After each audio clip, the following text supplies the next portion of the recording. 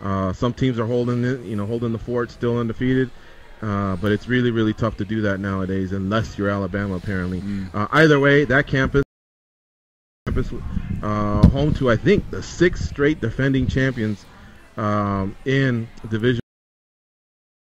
Professional outlet for amateur and collegiate and Olympic wrestlers before, and I think that's why it works. And I think you're absolutely right. We should be going to more of these places where they understand, they get it.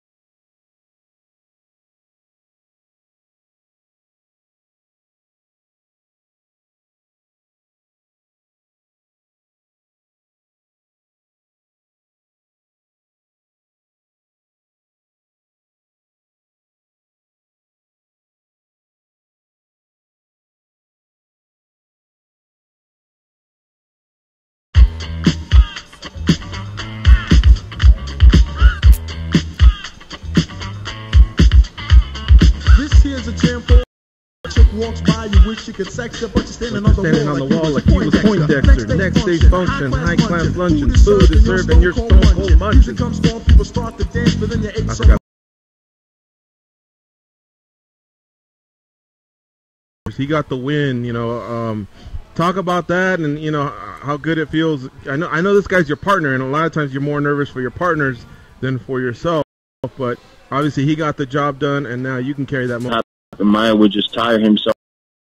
Maya took his back. It's just a real bad style for Maya. He's stronger, more athletic, and the wrestling credentials. I mean, his wrestling compared to mine over. So I mean, the goal's still the same: not fight each other and not defending that title. I could go down there and bust up Ferguson ahead of me. He has 2 hands, 2 feet, and the only thing I'm worried about is snap. Or he's not going to. Why you can make a case for either guy to win this. Real sense of where a guy's at and what's going on with him by that look in his eye, by that demeanor, by some of that body language that comes off of a guy. You get a sense of how confident is he, where to come out. I reiterated what I already that was my first fight, so yeah, he had my undivided on Wednesday, so we'll definitely expand with him a little bit more on that. Another thing I want to ask Randy, you just got back into town. What is it, a movie, a documentary? A film. It was a. This is based on some real life experience, which makes some people roll their eyes and some people get really excited about.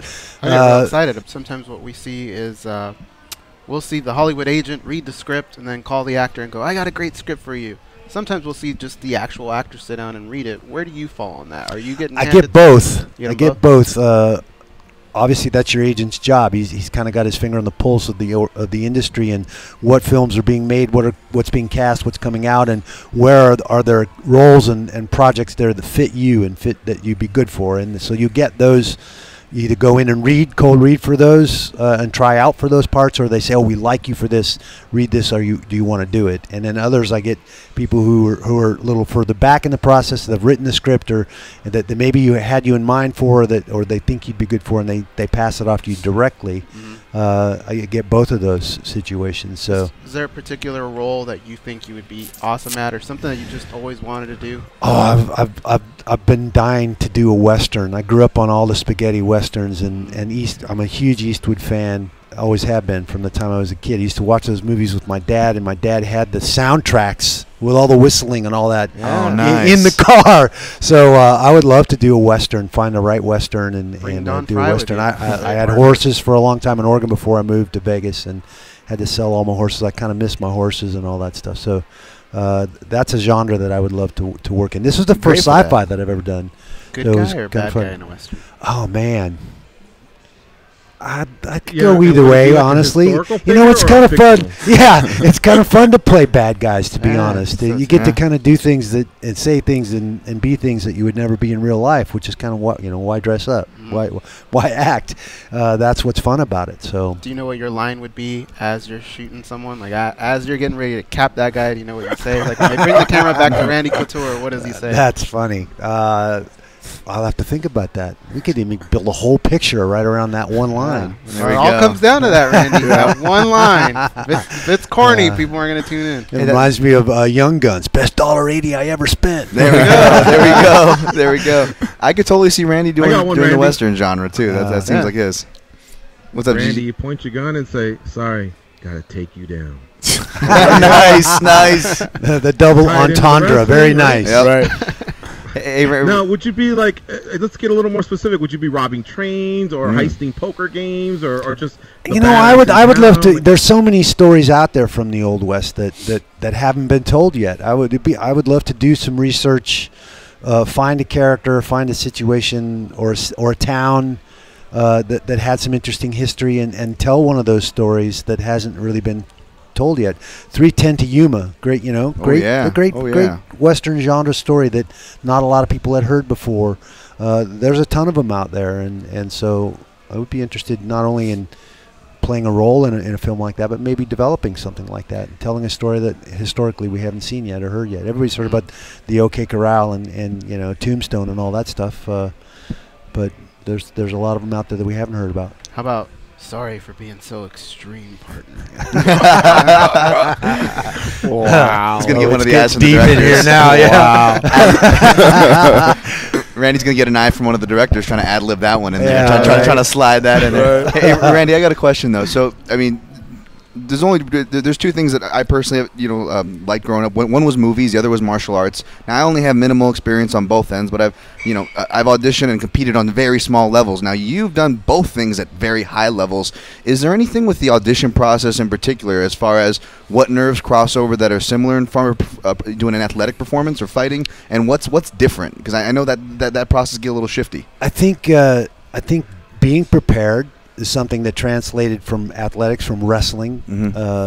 Walking out there by yourself, something again that translated from wrestling and fighting. Yeah. Being coachable, being able to, I have a coach that works with me, especially in the bigger parts when I'm reading for a cold read or an audition, or trying to wrap my brain around a character that I have to go portray, like Toll Road in Expendables. So my coach definitely helps me in that regard. And then I think at some point, and something you have to do in fighting too, is make friends with the worst case scenario and just say fuck it and go in there. I'm prepared. I know I can't prepare any better or do anything different. You just have to say to hell with it and walk in there. It's like, look, and especially in an audition. Yeah. Nobody's punching me in the face. Hell, I'm good. So just kind of go in there and let it hang out. Yeah. Hopefully you have a lot of times with auditions, especially, you're making a wild ass guess. You don't know. They don't give you the whole script. They give you 3 or 4 pages of a side that you have to determine who this character is, what his background is, why is he doing the things he's doing, saying the things he's saying from 3 or 4 pages of dialogue. It's hard. You're making a wild ass guess, and a lot of times you don't get it right. But sometimes it's about your demeanor, how you present yourself, what they're looking for. They have a physical, they have something in their mind. This is what I'm looking for in this character for this script, and oh, that's him, that's it, and sometimes they don't even know till they see it. So it's an interesting thing. Like fighting, it's volatile. You're up and you're down. You're going to get rejected. You got to grow a thicker skin and be able to deal with that. I'm sure that mindset, like you just said, though, helps knowing that you're not going to get punched in the face, makes it a little easier to make yourself vulnerable, yeah, right? like early on, going to some of those acting classes, he did all kinds of kind of goofy, touchy-feely, weird things. But I'm like, hell, you're not trying to knee bar me and break my knee or punch me in the mouth. I'm good to go here. I don't know you, but it's all good. But he has to deal with all those Harvey Weinsteins. Yeah. Yeah, no. Hey, Randy, how did you get that role? Yeah, right. My lips are chapped. Stop. Okay, it's time to go to commercial. That took a turn quick, didn't it? Leave it to the Care Bear. You're an evil Care Bear. We're on Sirius XM Rush 93. We are going to really take a break here. It's the MMA Junkie Radio Show, and it's Monday, October 30th, with Randy Couture and Eric Nicksick from Extreme Couture in our studio. Stay close, folks. We'll be right back. He was standing.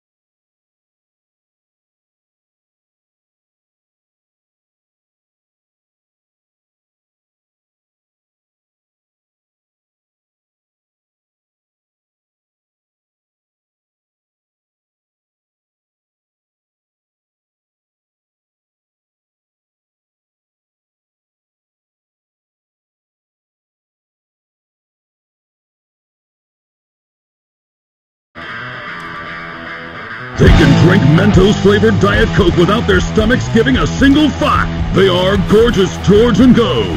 And this is MMA Junkie Radio.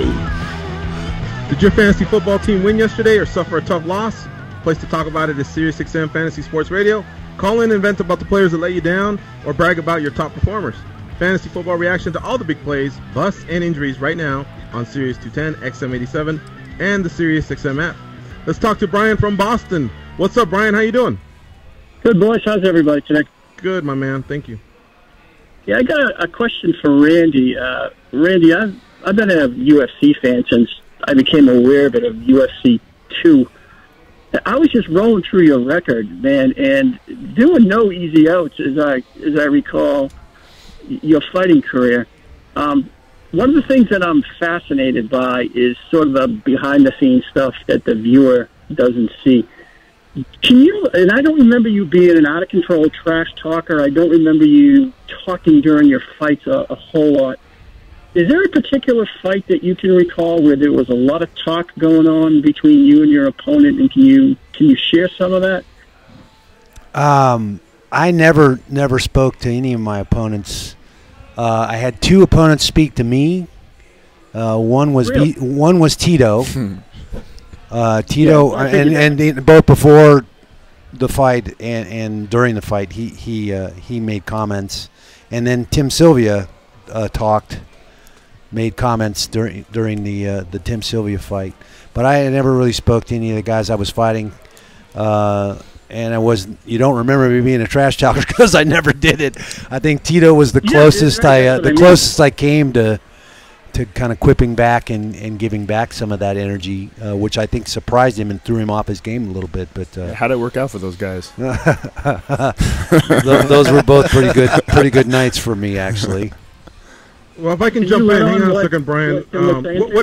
What did Tito say to you, though, Randy? How bad did he? Oh, it was taunting. Is that all you got? Is that it?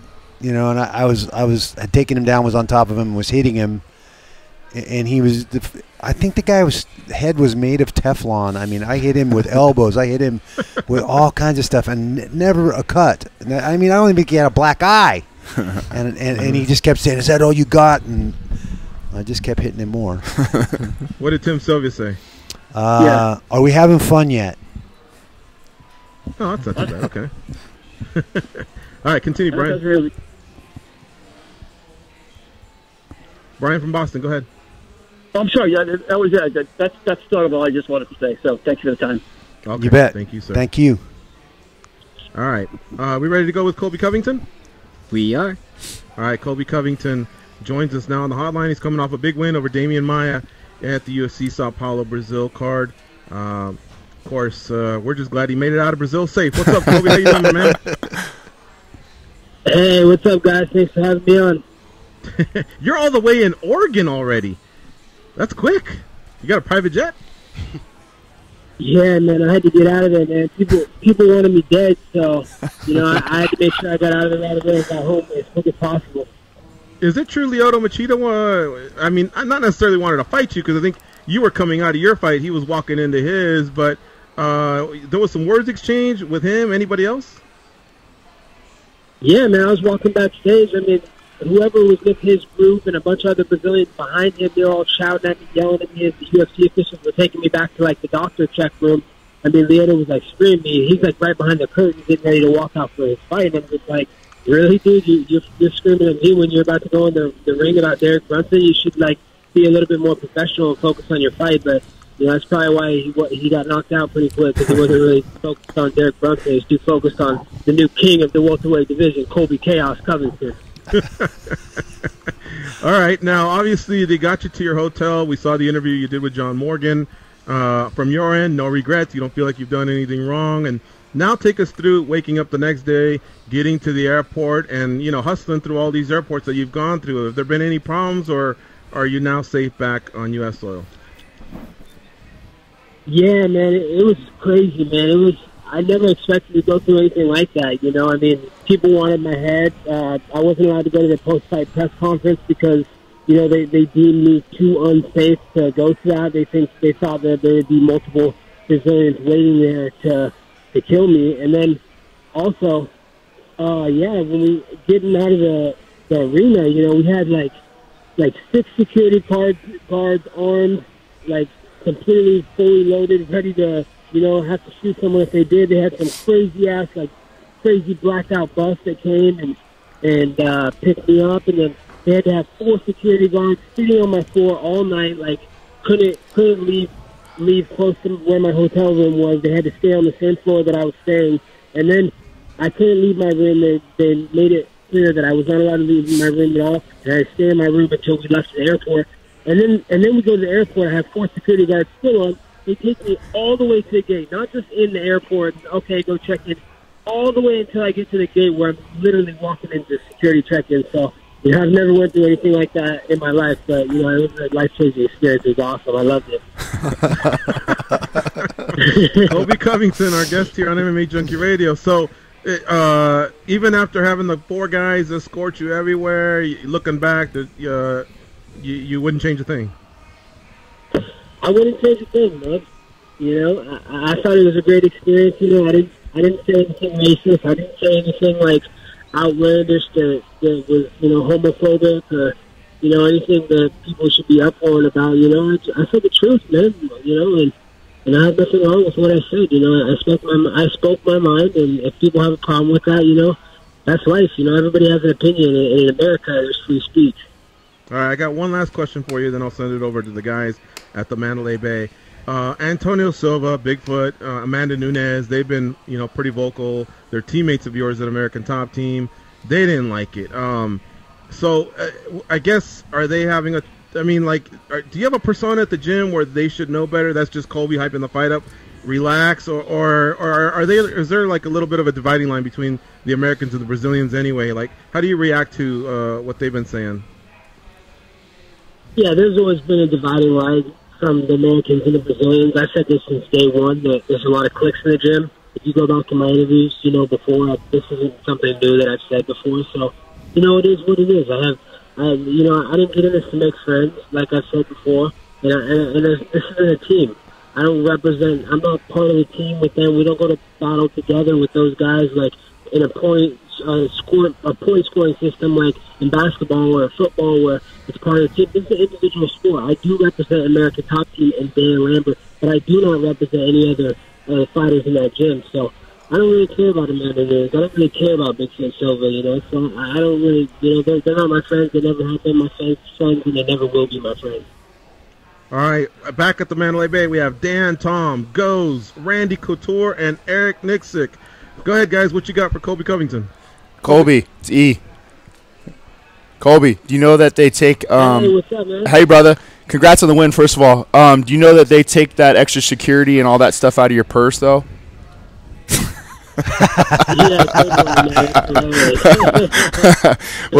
No, brother. Enough out of my purses for fighting in that crappy ass country they call Brazil. So, hey, well, I'm just happy to be back on U.S. soil. Title fights on U.S. soil, baby. Nah, bro, I'm proud of you, man. That was a great scrap. I was super stoked to see you get away with that win, man, and it was a great matchup. Like I was telling Dan earlier in the day, you know, I just felt like you navigated yourself well through that welterweight division, man, and you're earning yourself your shot. Absolutely, I appreciate that. Colby. Hey, man, I'm a man of my word. I was on the show. You know, I told you what I was going to do to Damian Maia. I'm telling you what I'm going to do to Tyrone Woodley, man. I'm going to beat the living crap out of him, man. He's an ass kisser. I'm an ass kicker. So I am the new king of this division, and I'm going to take care of Tyrone Woodley, dethrone him. You know, the only thing he's doing these days is worrying about being in B-list movies and ass kissing all these Hollywood celebrities. He's straight to DVD. Tyrone Woodley, he's next. I'm taking his belt. It's my belt now. Colby, what did you think of his thoughts towards your fight with Damian Maia? You guys have common opponents. A lot of people said maybe you took it a little bit more to Damian Maia than he did, but he was kind of criticizing your performance. Look at the numbers, you know, Goes. I mean, 88 significant strikes in 3 rounds for me against Damian Maia. Tyrone Woodley, 57 in 5 rounds. You know, go look at both the fights. Tell me which fight was more exciting. I completely bloody and battered Damian Maia. I had him on his toes and on his heels the whole fight. He was backing up. I was landing big shots.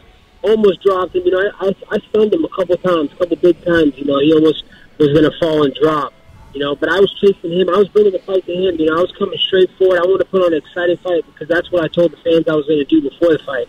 I was going to put on an exciting fight, and I was going to resurrect this welterweight division. Look at the way Tyrone Woodley fought him. All conservative, backing up, all scared to fight. I wasn't scared to fight. I came to fight because that's what I said I was going to do. So, you know, I think you guys can be the judge of who did a better job against Damian Maia. Hey, Colby, two things. This is Dan Tom here. First of all, congratulations, man. Like I told you over at JBLE, you're making it hard for us, especially, you know, us guys on the media side of things, to be unbiased. But, you know, I had to call it like it was, and you went out there, you performed, you delivered. So congratulations, first of all, my man. But speaking of JBLE, oh, no worries, brother. Speaking of JBLE, every time I see you posting stuff online, whether you're going live or you're streaming, I see a lot of those JBLE, those soldiers, always chiming in and representing. You seem to put a real touch on them down there. You still keeping in touch and giving them their proper shouts, my friend? Absolutely, man. I'm still keeping in touch with a lot of the guys from JBLE. You know, it completely inspired me. You know, when I told you on that trip that, you know, that's why I took time out of my schedule and out of my training camp to go see those guys, you know, give up a week of training to see those guys. It was so worth it, man. It was so humbling to hang out with the armed troops and the service members for our freedom. So, you know, I still thankful for you guys, you know, Dan. Support your man, Jorge. Wouldn't miss that for the world. Security there is. Yeah, so you might. Yeah, Colby's been in a number of times. Colby.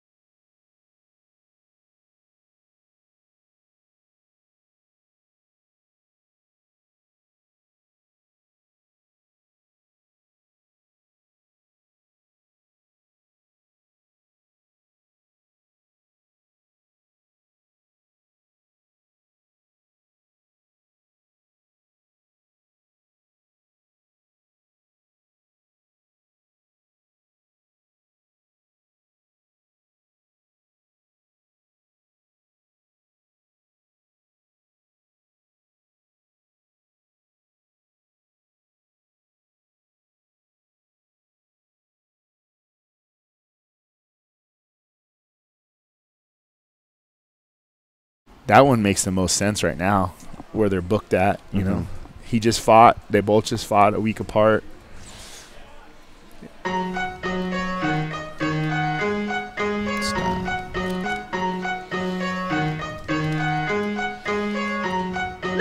Charm, compassion, common sense. These guys have none of that. You listen. I am awesome. Extreme Couture. We really had a great time with you, Lee Covington. Boy,